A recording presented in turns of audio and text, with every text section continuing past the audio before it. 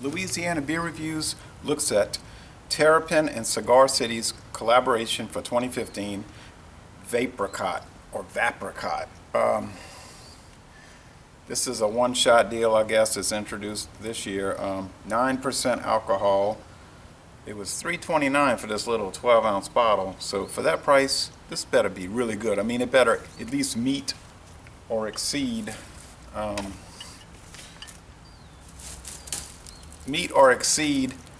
the grapefruit sculpin, which we can't actually buy down here, but I've had it twice. 9.05% alcohol, they're saying on the website, 70 international bitterness units. They use two-row pale, barley malt, honey malt, Karastan, CTZ, ADHA,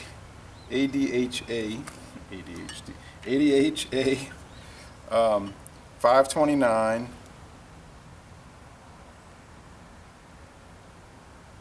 CTZ, ADHA, 529, Simcoe, Eldorado, Equinox, are the hops. I knew something was wrong when I was reading it. And it's dry hop with Equinox, Eldorado, and Citra. And they use some kind of amber barley, but I wrote it kind of messy, and I can't actually read my own writing. The adjuncts are apricot puree, unfiltered ginger juice.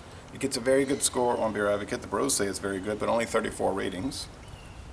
Rate Beer saying 75 out of 100, 29 out of 100 for the style. So they're saying for the style, a double IPA, which I don't know if it's really in that style. It's like a fruit beer to me. They're saying it's only a 29 with 54 ratings. Okay, so, all right, let's see if it lives up to what they're saying. A lot of these beers from this company I found were not the greatest. Not bad, but just kind of like, oh, it's supposed to be so wonderful, and then it's so not that great. Now, Cigar City, yeah, their stuff is dynamite. So, Vapricot, this guy, he's not vaping, though. Okay, you vape, we get it. But he's not vaping, he's smoking a cigar. So, I guess Cigar City, Terrapin, the turtle with the cigar, that makes sense. The Georgia-Florida Parkway, US 19, I've been on that highway so many times,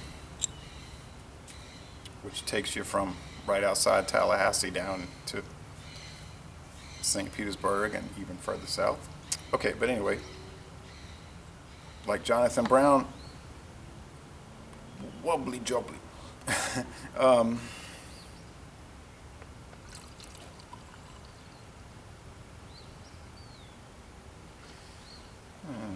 I don't know why they can't just make a great 9% double India Pale Ale without the fruit, right? I'd rather have it without the fruit, but that's what people want these days. Not much of a head, kind of slightly off-white. Now the sun's coming out. Ooh, that is like a translucent orange, very bright fruit. Looks like fruit juice, really. Apricot juice. All right, apricot. Some bubble streams. Sediment. I don't see it. It might be super fine, but I don't see any kind of gunk. Can't see through it. I mean, you can see a shadow through it, but you can't really see through it. With the sun shining through it, it's like an orange light bulb. It's probably not showing that strong with you looking at it, of course. All right, let's go with the Georgia-Florida aroma. This is brewed in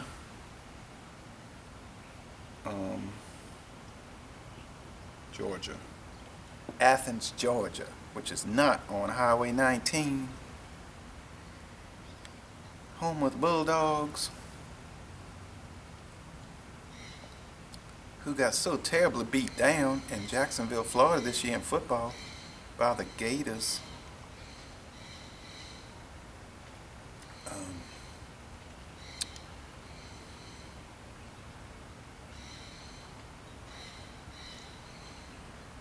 The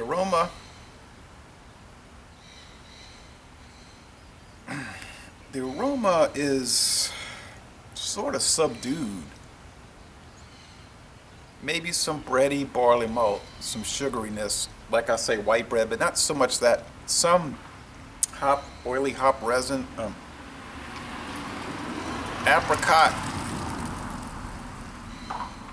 Yeah, and the ginger. I knew I was thinking, I don't recall this in beer. Yeah, the ginger. Ah, I'm gonna get some sushi. Um,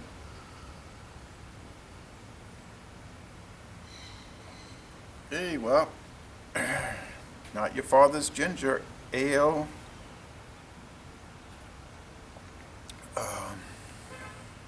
Yeah, the flavor is like ginger. Forget Cigar City. This is Ginger City.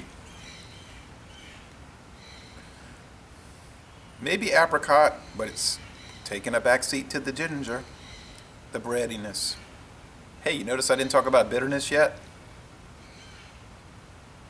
I don't know when this was brewed. The date is scratched off or smudged off. It's, oh yeah, 70. Tell you what, if this is 70 IBUs,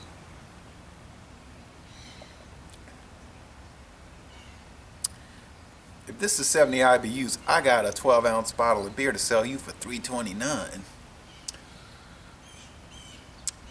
There's an underlying bitterness, but I don't think too many people would drink this and say, oh, it's so bitter. I'm talking about just your Miller Lite, Busch Light,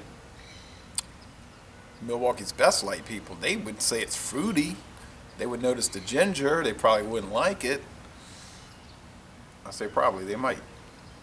But they wouldn't pay the price. There's an underlying alcohol, and it's presented in a way that brandy presents alcohol, which is odd. The mouthfeel is medium. I think the finish is dry though, so this is not a super sweet beer. You would think it would be. It isn't, and that's good because it's not going to be cloying and kind of gross like so many of these type of things. Excuse me. And you see it has the carbonation that kind of helps it. It helps it.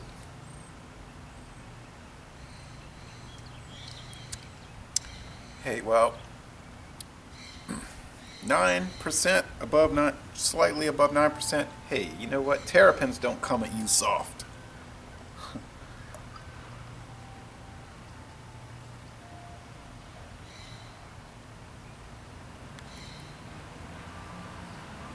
Stone fruit. Well,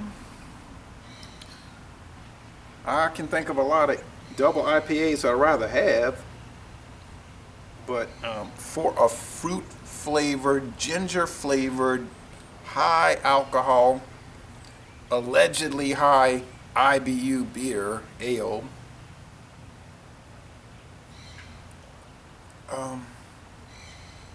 there's only one other video review, and he liked it.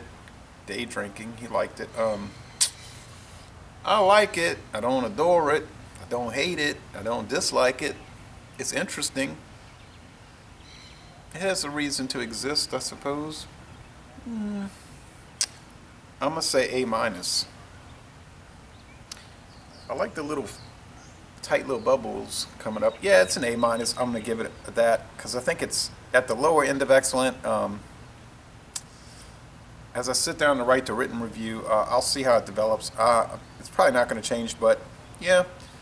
And would I pay $3.29 for an A minus beer?